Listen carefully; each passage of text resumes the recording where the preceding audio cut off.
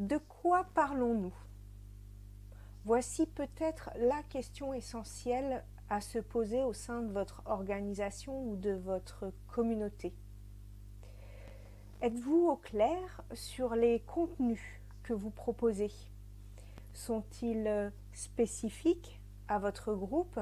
Répondent-ils aux besoins des membres? Sont-ils utiles et pertinents? Voici un ensemble de questions que je vous propose de vous poser à travers cette nouvelle mission. En effet, au sein d'un collectif, les sujets traités peuvent vite apparaître comme un amas à la fois de tout et de rien. Une masse informe de thématiques, d'objets, de données, d'informations qui, du coup, n'ont plus rien de spécifique et ne répondent plus forcément aux besoins des membres. Si c'est le cas dans votre collectif à ce jour, peut-être est-ce nécessaire de commencer à faire un premier tri pour ne garder que la substantifique moelle, que ce qui fait la spécificité de votre groupe, de votre communauté. Pour cela, il va s'agir d'analyser la pertinence, la plus-value des contenus que vous mettez à disposition de l'ensemble des membres, des contenus vraiment utiles.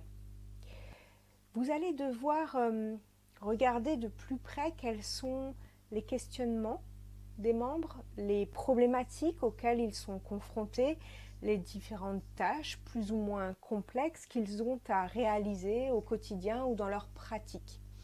C'est parce que vous apporterez des réponses à ces questionnements, ces problématiques ou ces tâches à réaliser que les membres trouveront un véritable intérêt aux contenus qui sont proposés et auront envie eux aussi de s'engager et d'apporter leur pierre à l'édifice.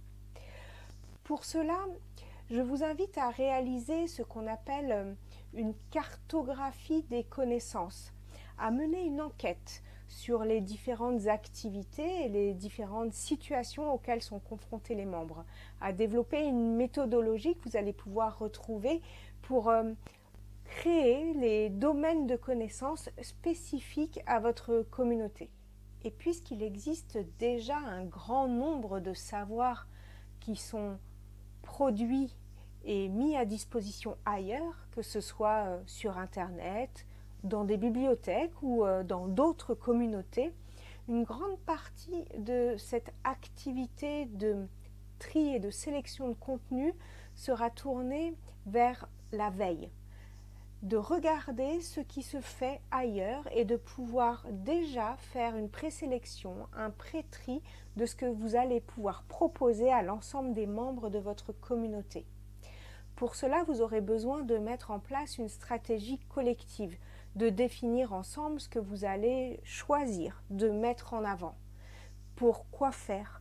À quels besoins cela va-t-il répondre? Vous aurez aussi besoin de vous entendre sur une approche plutôt collaborative où l'ensemble des membres peuvent venir proposer des contenus, les mettre à disposition, ou une approche peut-être plus descendante où seuls certains acteurs de la communauté déjà identifiés pourront, eux, proposer des éléments, à moins que vous ne trouviez une approche hybride entre ces deux pôles. Enfin, il s'agira de pouvoir valider les contenus que vous choisirez de mettre à disposition de l'ensemble des membres. De quoi vous doterez-vous pour le faire? De critères de sélection?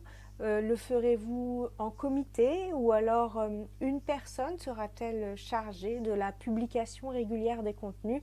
Enfin, tout ceci sera vraiment à discuter au sein de votre communauté puisque chaque collectif étant spécifique, chaque collectif a à se poser ces éléments-là. Voici donc sur la sélection de contenu les deux points que je souhaitais vous proposer, la question de la sélection de contenu utile et la question de la curation des contenus. Si cette vidéo et ces éléments vous ont intéressé, comme à chaque fois, je vous invite pour aller plus loin à consulter le PDF qui se trouve à la suite sur cette page où vous aurez d'autres éléments d'information, mais aussi des exemples et des ressources complémentaires à aller regarder. Je vous souhaite à tous une bonne continuation et au plaisir.